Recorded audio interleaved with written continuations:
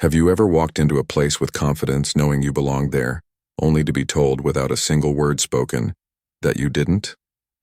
This is the story of one woman who faced that exact moment, and what happened inside a luxury car dealership that afternoon became so powerful, it would shake an entire industry. The day began in the gleaming showroom of Sterling Motors, a dealership tucked into the heart of Los Angeles, where sunlight streamed through glass walls and polished floors reflected every chrome detail. The air smelled faintly of leather and wax. Customers moved between displays of Bentleys, Aston Martins, and Mercedes models that gleamed like jewels under soft spotlights. It was the kind of place where silence itself seemed expensive. Standing near the entrance was Dr. Maya Carter, a 38-year-old financial executive. Her presence was impossible to ignore. She wore a navy suit that spoke of discipline and achievement, her posture calm, her expression unreadable. In her hand rested a black leather briefcase. A boarding pass peeked from her pocket, and her smartwatch buzzed with missed calls. But Maya didn't rush. Instead, she rested her hand on the hood of a silver Mercedes AMG, her gaze steady, her demeanor controlled. Across from her stood Ethan Brooks, the sales manager. Ethan was in his mid-40s, sharp suit, slicked back hair, the kind of man who had never once questioned whether his judgments were flawed. His smirk revealed more than words could. "Ma'am," Ethan said, his voice smooth but sharp at the edges, "I don't think you'll find what you're looking for here. Perhaps you should try the used car lot 2 blocks down." The words were casual, but they struck like a knife. His tone wasn't designed to help, it was designed to dismiss. Maya didn't flinch. She simply kept tracing the curve of the car's hood with her manicured fingers, while the dealership's security cameras recorded everything. From across the room, a young woman named Lena Torres noticed the exchange. She wasn't shopping, she was filming.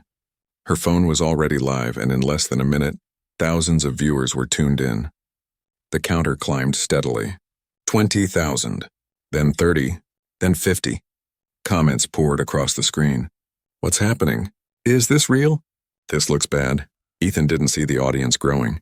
He only saw Maya, and in her he saw what his prejudice told him, someone who didn't belong. "Are you sure you're in the right place?" Ethan pressed, stepping closer. His polished shoes clicked against marble floors. "This showroom specializes in luxury. These cars start at $180, before options and taxes." Behind the reception desk, an employee named Maria Lopez had seen scenes like this before. 6 years in the showroom had taught her how Ethan operated. She recognized the set of his jaw, the way he squared his shoulders when he decided a customer wasn't worth his time. But something about Maya's calm unsettled Maria. Maya's watch buzzed again. A call from a major financial desk. She declined without looking up. Instead, she peered through the tinted windows of the AMG. "I'm interested in this model," Maya said finally. Her voice was soft, steady, almost soothing. The confidence in it silenced even the faint background chatter of other customers. But Ethan laughed. Not the kind of laugh that welcomes someone in. The kind that dismisses. "Do you have pre-approval? These vehicles aren't exactly casual purchases." Lena's live stream had already jumped past 60,000 viewers. Comments were exploding. "Someone call the news. This is insane. I can't believe this is happening in broad daylight." The energy inside Sterling Motors began to shift. Every second of arrogance Ethan displayed was captured not just by Lena's camera, but by the eyes of the customers around them. A white couple who had been pretending to look at SUVs stopped pretending at all. Their phones were out too, cameras pointed at the unfolding scene. Maria's eyes flicked toward Maya's briefcase. The flap had slid just enough to reveal papers stamped with the name of a large investment firm. She said nothing, but her instincts told her the balance of power in this room was not what Ethan thought it was. Maya's phone buzzed again, this time a call from Global Capital Bank. She let it ring. She wasn't in a hurry. She wasn't here to chase anyone's approval. She was here for something else entirely. "Maybe we should start with something more reasonable," Ethan insisted, lowering his voice, though the sneer in his tone carried across the room. "We've got a certified pre-owned section. Might be more in your price range." Lena's live stream hit 70,000 viewers. Local activist accounts had begun resharing the feed. A hashtag had started forming, spreading like wildfire across platforms. In the corner, security guard Paul Daniel shifted. 15 years on the job had trained him to spot trouble before it arrived. His hand hovered near his radio. Something about the tension in the air told him this wasn't going to end quietly. Maya glanced at her watch again. She had exactly 10 minutes before her next meeting, and everything was falling into place exactly as she had planned. She looked at Ethan, her expression calm, her voice carrying authority without needing to rise. "I'm exactly where I need to be." The room grew still. No one yet understood the weight of those words, but they would, very soon. The moment Maya spoke, the temperature in the room seemed to shift. Ethan's smirk faltered for the first time, though only slightly, as if he couldn't decide whether her words were confidence or delusion. But before he could respond, another figure entered the scene. Richard Hale, the dealership's director, a man in his early 50s with thinning hair and the air of someone who prided himself on order. He had been drawn out of his office by the rising noise, and he glanced around with irritation before focusing on Ethan. "Is there a problem here?" Richard asked, his eyes sliding past Maya as if she were invisible. "I'm just trying to help this customer find something appropriate," Ethan replied smoothly, stressing the word appropriate. His tone left no doubt about his meaning. The phones in the crowd caught it all. Every tilt of his head, every curl of disdain in his lips. And Lena's live stream count had just surged to 80,000. Maya's briefcase remained on the counter, and the edge of a thick folder poked out. Maria's eyes lingered on it again, her instincts telling her something larger was at play, but she stayed quiet, caught between her job and her conscience. "I'd like to speak with the owner," Maya said simply, not raising her voice, not showing a shred of irritation. Richard and Ethan exchanged glances. A quick flash of unease. Richard shook his head. "Mr. Alvarez is busy with other customers," he said, "but I'm sure we can help you find something more suitable." Outside of the showroom, the ripple of attention had already spread. Local news outlets were pinging their reporters. The hashtag tied to Sterling Motors was gaining speed online. People were typing furiously, "This isn't just bad service. This is racism in plain sight." Security guard Paul adjusted his stance near the entrance, one hand near his radio, his gaze sharp. His instincts told him the line between ordinary confrontation and something historic was being crossed. "Ma'am," Richard added, stepping forward to stand beside Ethan, "if you're not seriously interested in a purchase, we do have other clients waiting." At that moment, Maya's phone buzzed again. This time she answered. Her voice was steady, her tone clear enough for everyone around to hear. "Yes, Sarah," she said into the phone. The voice on the other end carried easily in the quiet showroom. The board vote concluded early. The acquisition is officially approved. You now hold 67% controlling interest in Sterling Motors. The air froze. Silence fell so thick that even the faint hum of the lights above seemed louder. Maya ended the call with a calm, "Perfect timing. I'll handle the management transition personally." She slipped the phone back into her pocket as though nothing significant had happened. Ethan blinked. Richard shifted uncomfortably. Neither man processed the full meaning of what they had just heard. "Now," Maya said, turning her attention back to the gleaming silver Mercedes. "Where were we?" Ethan's confidence began to crack. His voice stumbled over itself. "Well, I'll need you to either make a serious inquiry or step aside so we can assist other customers." The couple browsing SUVs moved closer now, no longer pretending to shop, their phones recording everything. Lena's live stream climbed past 90,000, and word spread faster than even the dealership staff could comprehend. Local news vans were already en route. The story was shifting from social media drama to breaking news. Paul's radio crackled.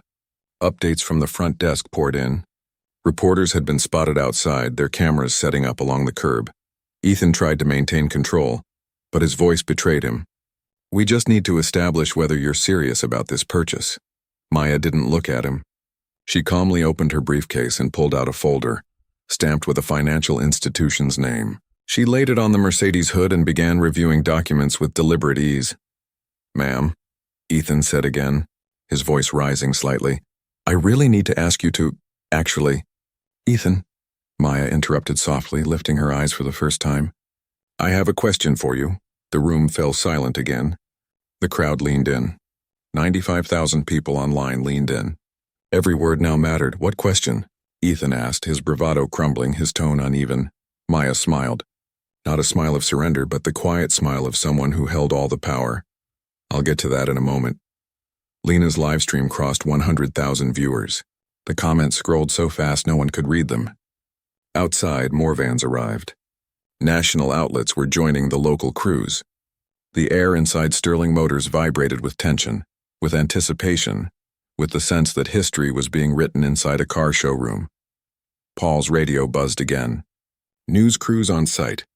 Channels 5 and 11 are outside. More on the way. And still Maya stood with unshaken calm. She wasn't the one under pressure. She wasn't scrambling. She was controlling every second. Then her phone rang again. Without hesitation, she answered on speaker. Dr. Carter, Sarah's voice said, clear and commanding. Legal needs confirmation on the management structure. Shall we proceed with immediate implementation protocol? The shock hit the room like thunder. Ethan's face drained of color. Richard stepped back without realizing it. Yes, Maya replied, her tone final, absolute. Execute the transition. I'll be conducting the initial review myself. The call ended. Ethan's hands trembled. Richard's eyes darted between Maya and the door as if hoping someone would step in to save him.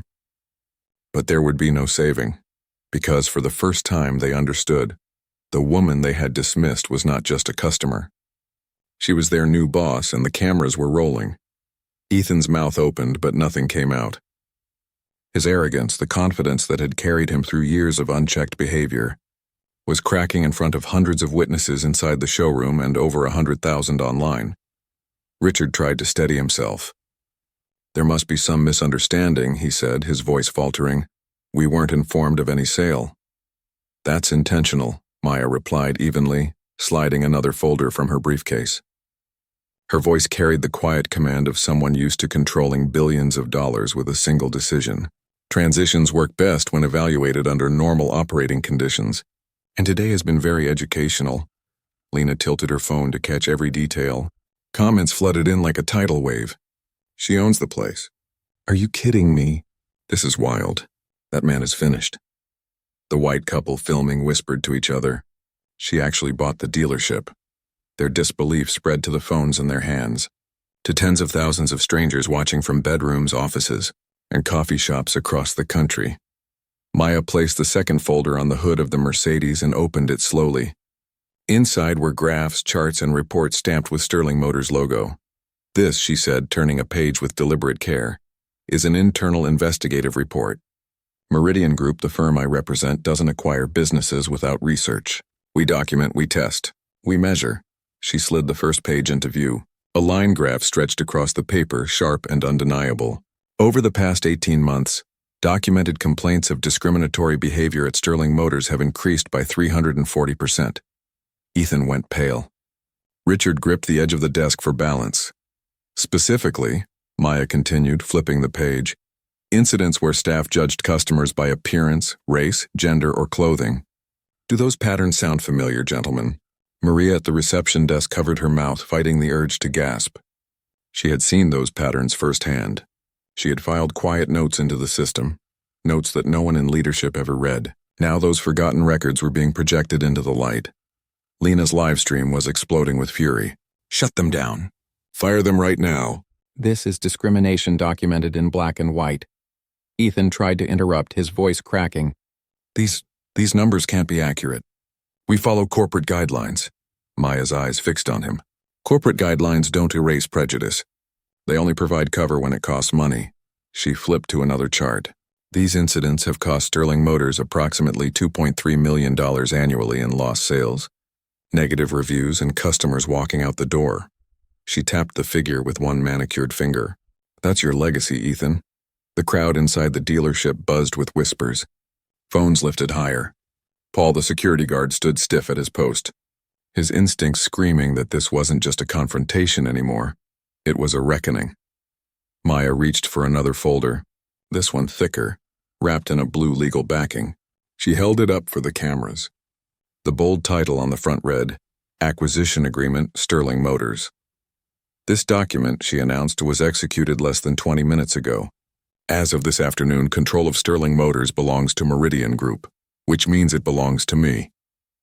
Ethan staggered back, his hands trembling. Richard shook his head violently. She's bluffing. There's no way. Call Mr. Alvarez right now, he barked at Maria. Get him down here. Maria's hand hovered over the phone. She had spent years watching Ethan belittle customers, dismiss complaints, and treat her colleagues with contempt. Her voice trembled as she said, "That won't be necessary." Maya turned to her. "You're right, Mr. Alvarez is fully aware of the sale, and he's very pleased with the price. 67% above market valuation." The white couple stepped closer, their phones documenting every word. "This is insane," the husband whispered. She really bought the whole place. Lena's live stream ticked past 120,000 viewers. Reporters outside were broadcasting live updates. The story had jumped from hashtags to breaking news banners in under an hour. Ethan's phone buzzed. He glanced down. A text from corporate emergency meeting. All management to conference room immediately. His face drained of color. Maya's phone rang again. This time the caller ID showed the corporate office. She answered briskly, her tone formal. "Dr. Carter speaking. Doctor, this is Janet Alvarez, former majority owner of Sterling Motors. I just wanted to welcome you officially and assure you of my support during the transition." Her voice carried across the silent room like a hammer blow. Ethan sank into a chair, his hands shaking. "Thank you, Janet," Maya replied calmly. "I appreciate your cooperation." "There will be immediate policy changes, beginning with management review." Richard tried to protest, his voice weak. "We weren't informed." "That was intentional," Maya interrupted. "Today's interaction showed me everything I needed to know. And unfortunately for you, the cameras have captured every second." Paul's radio buzzed. More news crews arriving. CNN and BBC just pulled up. Lena's comments raced across her screen. "End of his career. Justice in real time. This is history." Ethan's jaw tightened. "If you own the dealership," he asked desperately, "why didn't you just say so from the beginning?" Maya closed the folder, her movement slow, deliberate. Her words were measured and sharp as glass. "Because if I had," she said, "I never would have learned how you treat customers you don't think deserve respect." And with that, the weight of every second they had underestimated her came crashing down. The silence in the showroom was suffocating. Everyone waited for Maya's next move. Ethan's face was ghostly pale, Richard's jaw clenched tight, and Maria stood frozen at her desk, her hands trembling. Maya reached once more into her briefcase and this time pulled out a small device, sleek and almost unnoticeable, something that looked like a discreet hearing aid. She held it up, turning it so the showroom cameras and the phone's recording could capture it clearly. "This," she said calmly, "recorded every word of our interaction today. Not just what was said in front of customers, but also what was whispered when you thought no one was listening." Ethan's eyes widened. Richard's hands twitched as if he wanted to snatch the device away, but he didn't move. Maya pressed a button. A voice filled the air. Ethan's voice, casual and mocking, captured with clarity. "Keep an eye on her. She looks like trouble." "Don't let her near the expensive models," Maria gasped. Her hand flew to her mouth. She remembered hearing that comment when Ethan returned from his break, but she never thought it would come back to haunt him like this. The comments on Lena's stream exploded. "He said that on record?" "Game over," Maya pressed again. Another clip played. Richard's voice this time low but unmistakable. "If she gives you a hard time, have Paul escort her out. We don't need people wasting our time." Paul, standing by the entrance, stiffened. The casual instruction he'd brushed off as routine now sounded damning under the glare of public judgment. His reputation was on the line too, though his role had been passive. And then Maya revealed the most devastating piece. She pulled out her phone and held it up. 22 minutes ago, she said. Ethan called his friend at a competing dealership. This is what he said. She tapped play. Ethan's voice dripping with arrogance. "Some woman is bothering us about the AMG. Definitely can't afford it, but won't leave. Probably just trying to get attention for social media." The room seemed to collapse into silence again, the weight of his words crashing down on everyone present. Customers shook their heads. The couple filming whispered in disbelief. Maria whispered under her breath, "I knew it." Ethan's knees nearly buckled. His phone slipped from his hands and clattered loudly against the marble floor. The sound echoed like a gavel striking in judgment. "Industry blacklisting based on racial profiling," Maya said evenly. "That violates more than a dozen federal and state laws. And now, thanks to your own arrogance, it's recorded in your voice." Richard tried to interject, his voice barely above a whisper. This is impossible." We've always followed procedure. Maya's gaze cut through him. Procedure doesn't excuse prejudice, Richard. It only hides it until someone forces it into the open. And today you've been forced into the open. The phones captured it all. 200,000 people across the world were now watching the downfall of Sterling Motors management unfold live. Then Maya's phone rang again. She answered, placing it on speaker so everyone could hear. Dr. Carter, Sarah's voice said. Legal has reviewed the recordings and the witness statements. They are recommending immediate termination for Ethan Brooks. No severance. No references. Willful misconduct disqualifies him from liability protection. Ethan collapsed into the nearest chair, his face buried in his hands. The weight of a career destroyed in under an hour crushed him. And Richard Hale? Maya asked calmly. Less clear, Sarah replied. He enabled but didn't initiate. Recommendation is disciplinary action and probation with monitored training. Richard exhaled shakily. Relief and fear mingled on his face. I can do better, he muttered, his voice unsteady. Maya's expression never softened. We'll see. She ended the call and placed her phone on the Mercedes hood. She turned back to Ethan, her words sharp and deliberate. You have two choices. Resign immediately with a neutral reference or be terminated for cause with your record marked permanently for discriminatory conduct. Phones buzzed with notifications, live streams exploding with reactions. News alerts blasted across screens worldwide. Luxury dealership caught in viral discrimination scandal. Executive fires manager on the spot. Ethan lifted his head, his eyes red with desperation. I have a family, a mortgage, kids in college, please. You should have considered that before you profiled customers, Maya replied coldly. Your responsibilities don't excuse your misconduct. Paul's radio crackled again. Mayor's office is on the line. They want to arrange a community meeting about inclusive practices. Tell them I'll call within the hour, Maya responded, not breaking eye contact with Ethan. She withdrew one last document from her briefcase and laid it on the hood of the car. This is your resignation letter. It's already prepared. You can sign it now, or wait half an hour for the termination paperwork. Ethan's hand shook as he reached for the document. The resignation letter was clean, professional, neutral. It offered him one last scrap of dignity, but only if he signed. His lips trembled. Where do I sign? Maya pointed to the line at the bottom. He scribbled his name with a trembling hand. Thank you, Ethan, she said. Collect your belongings and exit through the rear. Security will escort you. Paul stepped forward, his movements professional but firm. Sir, this way. Ethan rose slowly, the weight of humiliation pressing down on him, and disappeared toward the back offices. The phones recorded every step. Lena's live stream soared past 250,000 viewers. All eyes turned back to Maya. Richard stood rooted to the floor, his future uncertain, his entire career resting on what would happen next. And Maya, calm as ever, turned to him and said, Tomorrow morning, 9 o'clock. We'll discuss your future. Tonight, reflect on what you witnessed. Decide if you're ready to change. The live stream erupted with cheers and disbelief. For the world watching, this was no longer just a viral moment. It was justice unfolding in real time. 30 minutes later, the chaos of the showroom had given way to a new battlefield. Maya now sat at the long mahogany table in Sterling Motors' executive conference room. The glass walls overlooked the city, where news vans still lined the street outside. Reporters were broadcasting live updates to millions. What began as a single act of arrogance had turned into a corporate earthquake.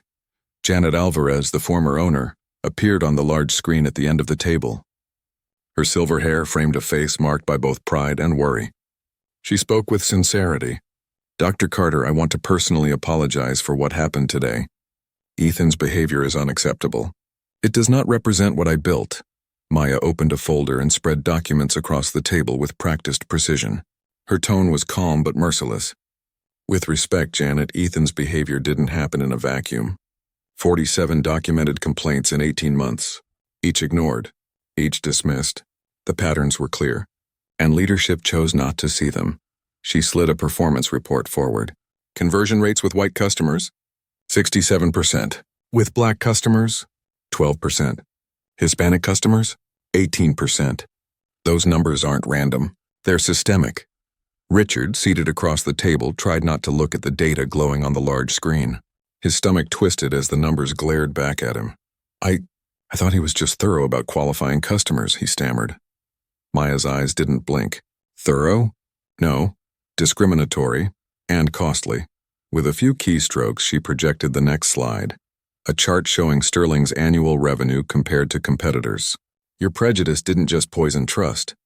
It bled $2.3 million in annual losses. While Mercedes across town posted consistent growth, your sales stagnated, because arrogance cost more than humility ever would. The silence was thick. Every word landed with the weight of irrefutable truth. Sarah's voice joined in from a video feed.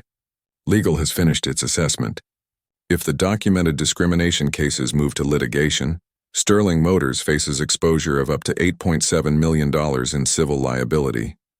Janet's face on the screen paled. That's more than our yearly net profit, she whispered. Maya closed the folder with calm finality. Exactly why this acquisition made sense? Meridian doesn't run from problems. We solve them, and we build stronger businesses in the process. Richard leaned forward, desperate. What do you want from me? What would it take to keep my role? Maya studied him for a long moment. Acknowledgement. And commitment. Not promises whispered in boardrooms, but action visible to every customer who walks through these doors. She pressed a button, pulling up a new presentation titled Sterling Motors Transformation Plan. Each slide carried bold directives. First, she said, mandatory unconscious bias training for every staff member. Not a one-time seminar. Ongoing sessions. Every month. With measurable goals. The next slide appeared training modules developed by Stanford. Each one addressed scenarios drawn from real customer complaints. Second, real-time customer feedback. Every buyer receives a survey the moment they leave. Incidents flagged immediately for review. No more hiding misconduct in silence. Richard swallowed hard, his pen tapping nervously against his notepad. Third, Maya continued, hiring diversification. Within 6 months, 40% of all sales staff must represent the communities this dealership serves. Partnerships with universities, business schools, and professional networks will fuel recruitment. No excuses, Janet hesitated on the screen. That will be expensive. Expensive, Maya repeated, her tone like steel.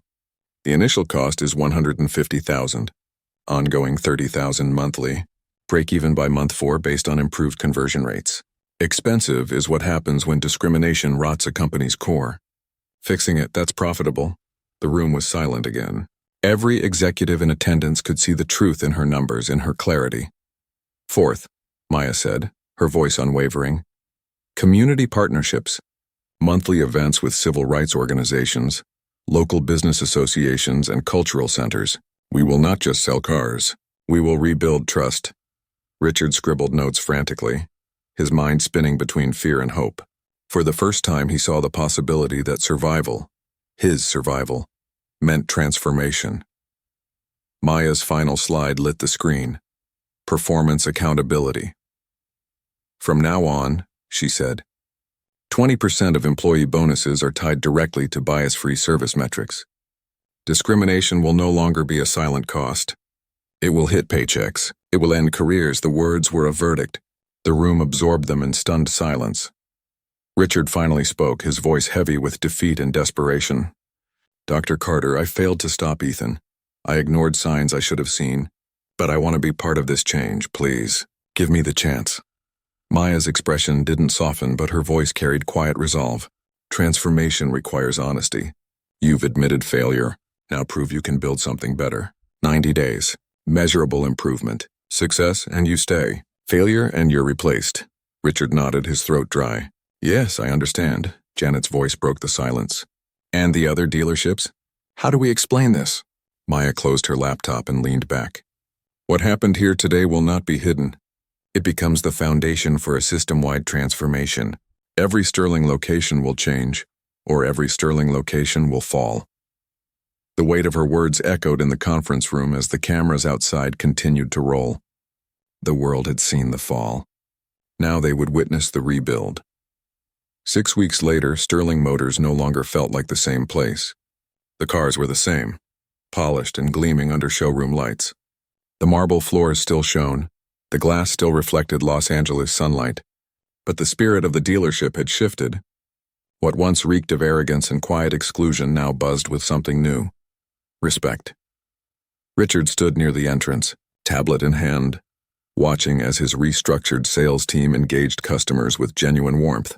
The showroom was alive with people of every background, families, professionals, young buyers, seasoned collectors, and every single one of them was treated with dignity. No dismissive glances, no qualifying questions, just real service. "Good morning, Dr. Carter," Richard said when Maya walked through the doors for her unannounced visit.